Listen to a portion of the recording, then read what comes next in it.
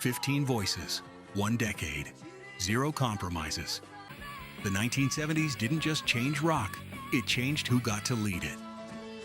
From the leather and bass shock of Suzi Quatro to Stevie Nicks' spellbinding Mystique. From Patti Smith's poet punk lightning to Debbie Harry's cool, chart-crushing swagger. From Ann Wilson's jet engine wail to Kate Bush breaking every rule on day one. And we're going global. Rita Lee kicking down doors in Brazil, Siouxsie reshaping post-punk in Britain, and more. This isn't a nostalgia list. It's a roll call of trailblazers, each with one signature track, no repeats, fact-checked and ranked for impact. You'll get the short story behind the song, the moment it hit, and why these performances still shake the room. Before we dive in, tell me, who's your #1 70s rock queen and which performance made you a believer? Drop it in the comments. If you love deep dive rock history, hit subscribe to Rock Lore so you never miss a countdown. All right, let's count down the top 15 1970s female rock singers we'll never forget. All right, rock fam, settle in. We're starting our deep dive with the voices ranked 15-11. Each one changed what a female rock singer could sound like, look like, and stand for. One signature track each, clear stories, clean facts. And a simple question after every entry to bring your audience into the conversation.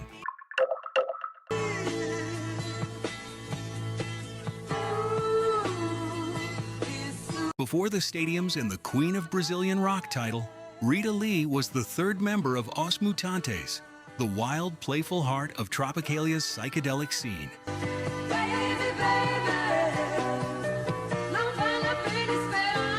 Before the stadiums and the Queen of Brazilian Rock title, Rita Lee was the third member of Os Mutantes, the wild, playful heart of Tropicalia's psychedelic scene.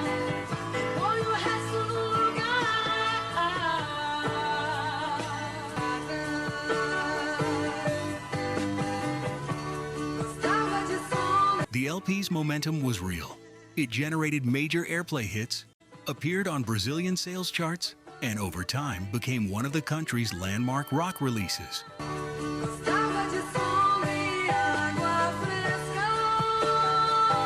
Lee's shift from experimental psychedelia to glam-leaning, guitar-forward rock opened a lane for women to lead big, loud bands in Brazil and be commercially huge doing it. Question for you.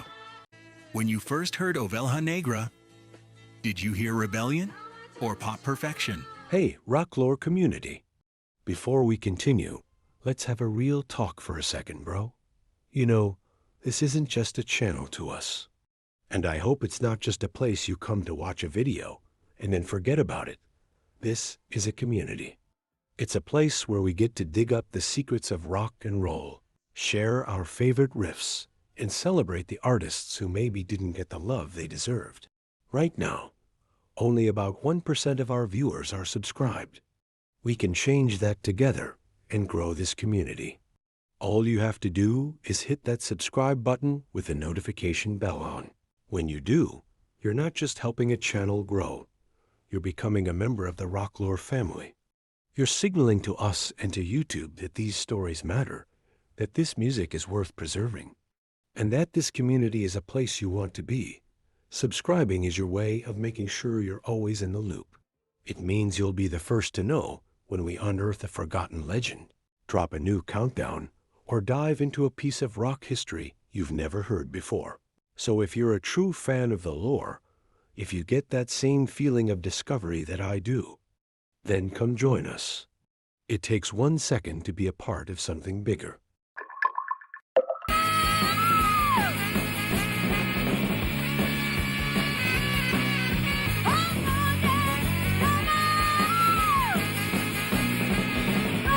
Punk had plenty of rage in 1977, but Styrene brought something sharper.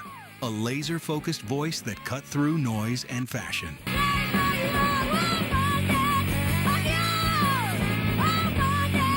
Oh, bondage up yours is 2.5 minutes of anti-consumerist fury. Saxophones honking, guitars slashing, and Polly spitting lines with a grin that says she knows exactly what she's doing.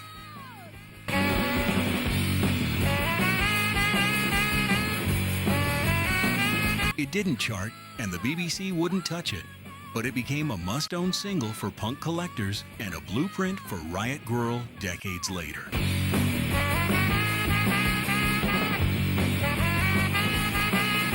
Listen to that opening scream. It's the sound of a scene being yanked into the future by someone who refused to play nice. Question: what hits you first? The lyrics or the sheer attack in her delivery?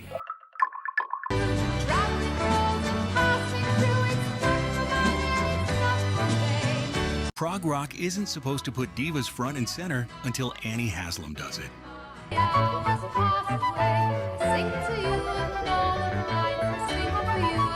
Northern Lights brought Renaissance's symphonic sweep to the singles chart, with Haslam's 5-octave clarity floating above piano and strings like stained glass in sunlight.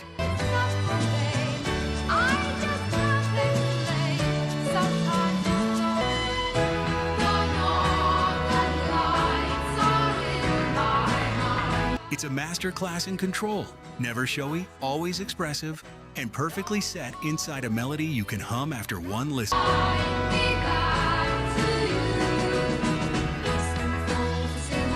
The single reached the UK top 10 and put a very unpunk kind of beauty on top of the pops in the middle of punk's reign.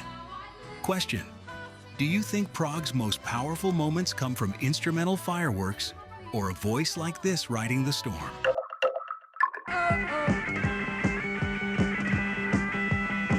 You single. Instant statement. Hong Kong Garden snaps like a camera flash, tight, bright, and cool.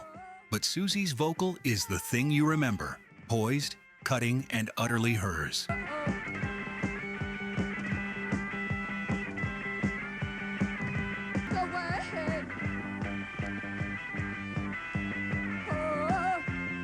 Where punk often lunged, she glided. Where others sneered, she carved space with icy precision. The track hit UK number 7 and pushed post-punk straight into the mainstream, with Steve Lillywhite's production giving it the shimmer of something new.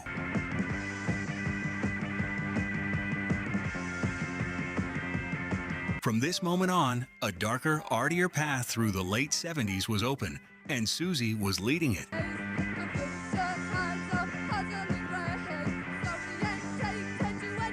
Question: if you were building a post-punk starter pack, does this go first, or do you save it as the clincher?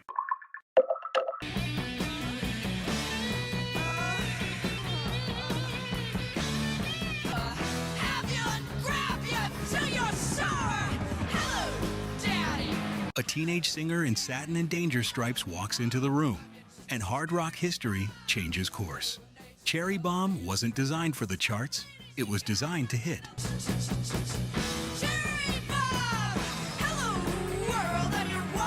Co-written by Joan Jett and manager Kim Fowley for Cherie Currie's audition, the song became the band's calling card. 2 minutes and change of swagger, stomp, and attitude that every young band could learn from.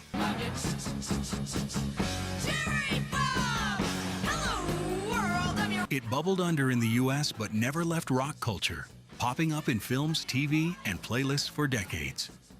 And it showcased how a young woman could front hard rock with complete authority.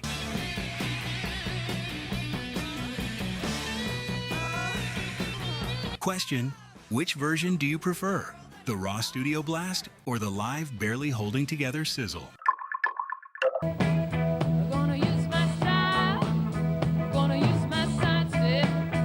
Chrissie Hynde didn't shout to get your attention. She owned the room with poise. Brass in Pocket. The Pretenders' breakout single from their self-titled debut is a masterclass in cool control. A lean guitar pulse, a sly vocal, and lyrics that flip swagger on its head.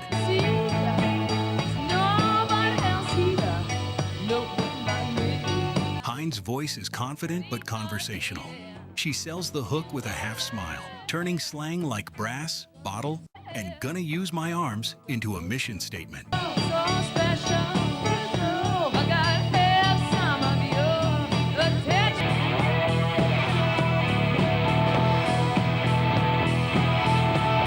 The result?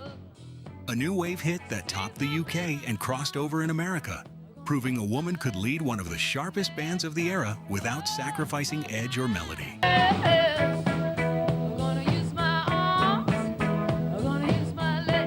Why it mattered.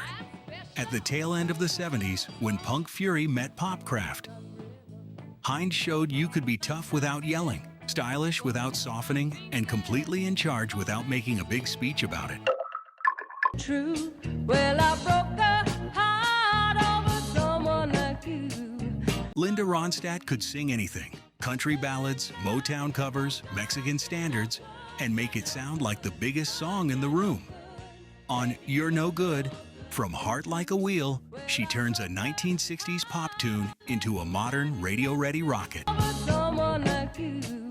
I beg you forgiveness on this.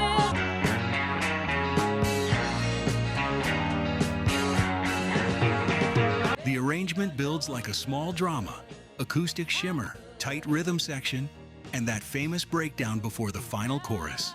While Ronstadt's voice cuts clean and bright, never forced, always focused.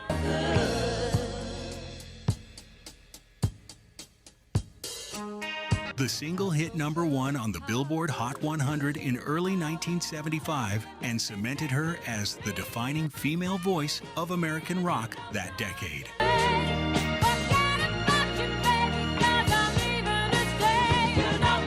Why it mattered. Ronstadt proved that versatility is power.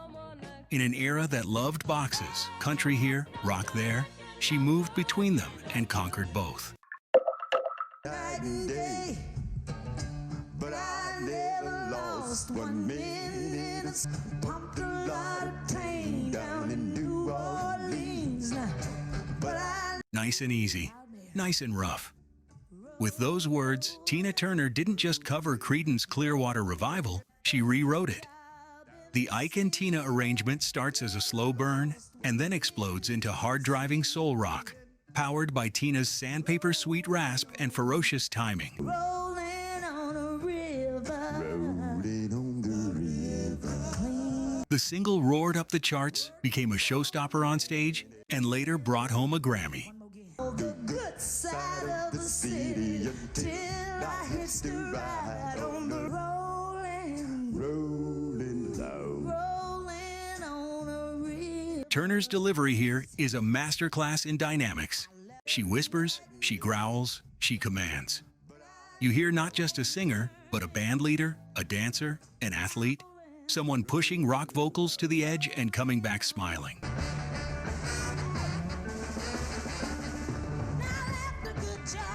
Why it mattered. It set the stage for Tina's future as a solo hurricane in the 80s, while reminding everyone that soul and rock aren't rivals, they're siblings. This video is sponsored by the Lore Store on Amazon, your one-stop shop for music lovers across reggae, rock, pop, and hip-hop. We built it for real listeners who don't want to dig through 1,000 listings to find the right gear. Inside the Lore Store, you'll find 5 aisles. VIP, top, battle-tested essentials. Headphones, turntables, speakers, gig-safe earplugs, smart speakers. Reggae vibe, roots and lovers. Rock made easy, automatic decks, warm bookshelf speakers, vinyl care. Rock lore, classic rock must-haves, open back cans, simple amps, living room concert vibes. Pop lore, feel-good everyday setups, clean, clear speakers, easy streaming, nostalgia-friendly picks. Hip-hop must-haves, punchy bass without the muddle, closed-back headphones and living room systems that handle low end, plus a rotating crate of old album vinyl if you're rebuilding a 60s, 90s collection. Every product page tells you who it's for, 3 pros, 1 con, and why we picked it. So you can choose with confidence. Flying soon? Check. VIP for noise canceling that tames plane roar. Mostly listening at home? Try open-back headphones that let live albums breathe. Want instant gratification vinyl? Our fully automatic turntable is 1 button from silence to music, and the record cleaning kit knocks down crackle so the bass tightens up. Headed to shows? Grab high-fidelity earplugs. Hands-free at home? Our smart speaker picks let you say, play 70s reggae or classic pop, and you're there. Deal alert. If you use the link in the description, you'll land on our curated picks with current best available Amazon pricing and active discounts where applicable. Prices change, So buy now to lock in today's deal. Tap the link in the description, pick your aisle, grab a favorite, and tell me which category you want me to build next. The Lore Store. Listen better, with gear that gets out of the way and lets the music live.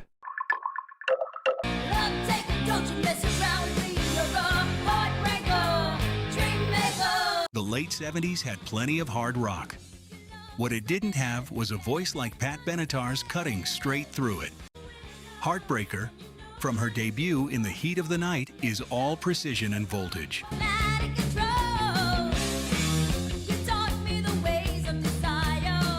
Needle-sharp phrasing, soaring belts on the choruses, and a tight band that knows when to punch and when to leave space. The song cracked the US Top 25 and became Benatar's calling card on rock radio.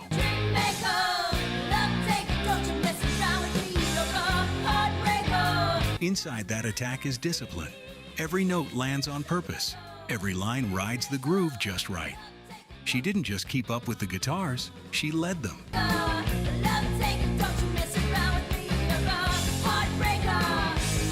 Why it mattered. Benatar kicked open mainstream doors for women in hard rock at the exact moment the format needed a new star, and she did it with pure technique and zero gimmicks.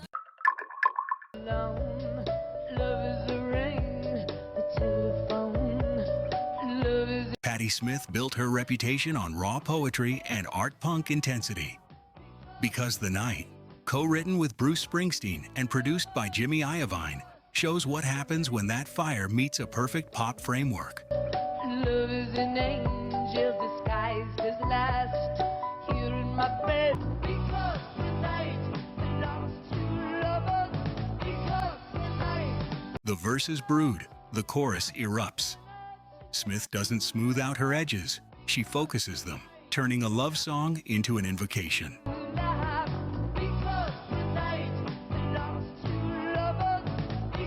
The track became a hit on both sides of the Atlantic and introduced a wider audience to a voice that had already reshaped New York's underground. Why it mattered. It proved that punk spirit and mainstream melody can live in the same house. Smith didn't compromise. She translated and millions understood.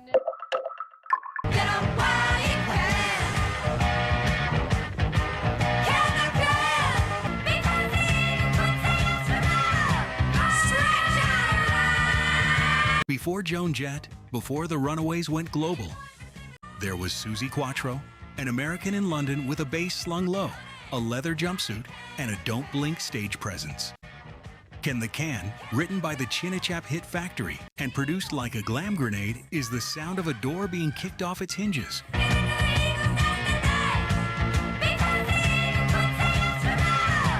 The guitars crunch, the drums stomp, and Quatro's vocal slices right down the middle, tight, bright, and fearless. The single shot to #1 in the UK and across parts of Europe and Australia, proving a woman could front a hard-charging rock band and sell in massive numbers.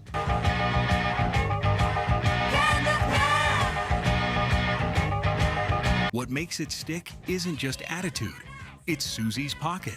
She plays bass like she's steering the whole band with one hand and daring you to keep up with the other. She didn't ask for space on the stage. She took it, then rewired the room so every girl with a garage guitar could imagine herself under the lights.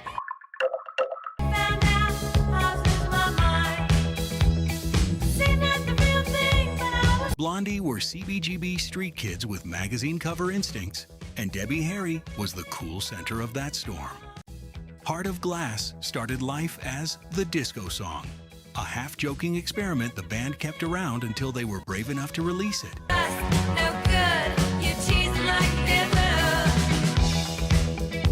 With producer Mike Chapman, they gave it glass tile polish, a sleek pulse, candy-hard guitars, and Debbie's voice delivering heartbreak like a private joke.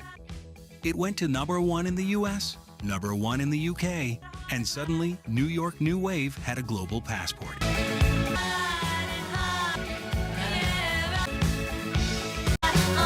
There were critics who cried, "Sell out." But listen closely, Debbie never loses her edge. She floats above the groove with a detached glamour that's more punk than people admit.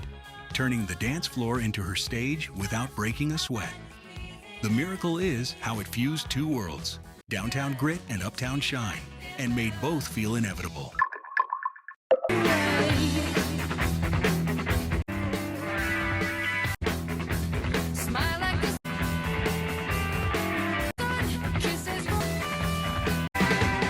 If vocals could leave tire marks, Barracuda would have skid lines all over classic rock radio.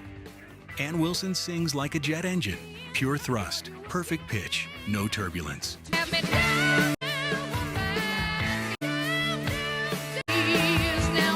The riff is a gallop, the rhythm section is a stampede, and Ann rides over everything with a fury shaped into melody. The backstory matters. The song was sparked by a sleazy industry rumor that tried to reduce the Wilson sisters to a marketing stunt.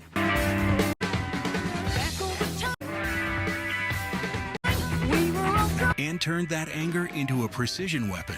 Every line a strike, every belt a refusal to be defined by anyone else's story. Chart facts aside, the legacy is simple. After Barracuda, no one could pretend a woman couldn't front the heaviest band in the room.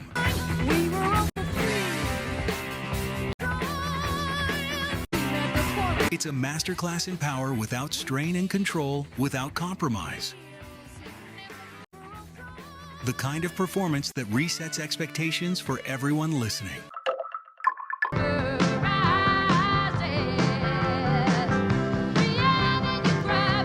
Stevie Nicks doesn't shout, she spells. Rhiannon is a spell in 4/4.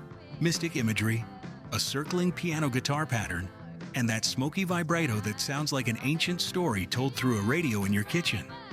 Released as a single in 1976 from Fleetwood Mac's 1975 album, it climbed the US charts and, more importantly, turned Nicks into a figure bigger than genre, a modern mythmaker.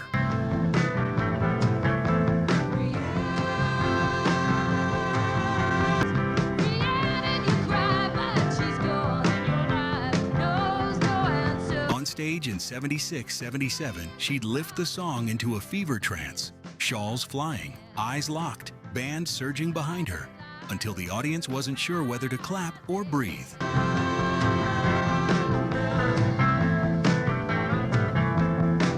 The lyric isn't a plot, it's a feeling, freedom, danger, beauty that can't be caged. Rhiannon made rock radio safe for mystery again, and proved that a soft voice can cast the strongest spell when the song is built like a circle you can't step out of. Hey, Rocklore community. Before we continue, let's have a real talk for a second, bro. You know, this isn't just a channel to us. And I hope it's not just a place you come to watch a video and then forget about it. This is a community. It's a place where we get to dig up the secrets of rock and roll, share our favorite riffs, and celebrate the artists who maybe didn't get the love they deserved. Right now, only about 1% of our viewers are subscribed. We can change that together and grow this community. All you have to do is hit that subscribe button with the notification bell on. When you do, you're not just helping a channel grow, you're becoming a member of the Rocklore family. You're signaling to us and to YouTube that these stories matter, that this music is worth preserving, and that this community is a place you want to be. Subscribing is your way of making sure you're always in the loop. It means you'll be the first to know when we unearth a forgotten legend, drop a new countdown, or dive into a piece of rock history you've never heard before. So if you're a true fan of the lore, if you get that same feeling of discovery that I do, then come join us. It takes 1 second to be a part of something bigger.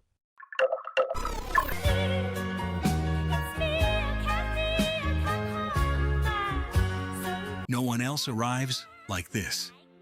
19 years old, self-written debut, #1 in the UK for weeks. Kate Bush didn't enter rock, she redrew the map. Wuthering Heights is audacious on paper. Emily Bronte adapted into a pop single, and even bolder in sound.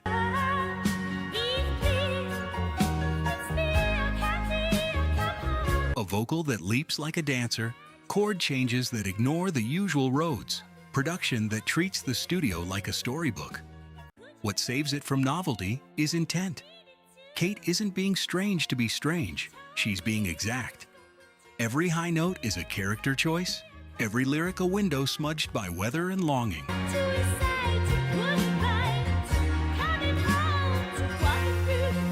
The result is a song that feels both ancient and brand new, a haunting that shows up with its own spotlight. Beyond the historic chart firsts, a woman writing and singing herself to number one, what matters is impact.